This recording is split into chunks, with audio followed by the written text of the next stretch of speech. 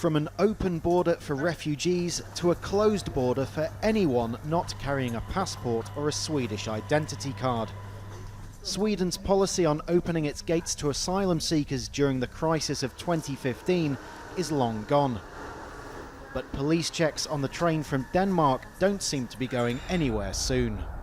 The Öresund bridge between Copenhagen and here in Malmo was the main entry point for more than 160,000 people who applied for asylum in Sweden in 2015. That flow has now dried up and the law allowing restrictions has expired.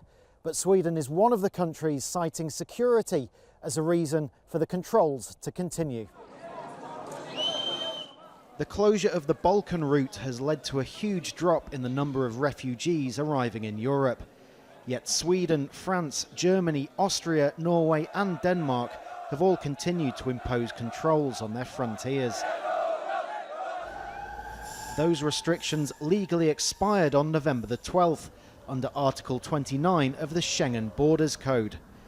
But Article 25 allows the countries to extend them for 6 months if they claim serious threats to public order or internal security.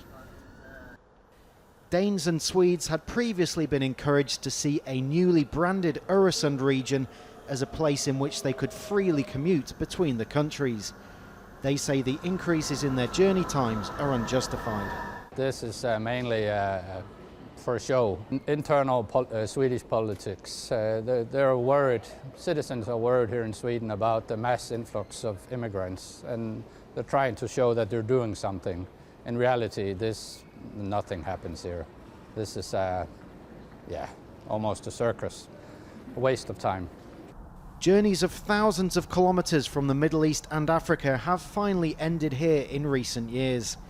The question of whether free movement in the Schengen zone can ever begin again is still in the air. Rhys, Jazeera, Malmo.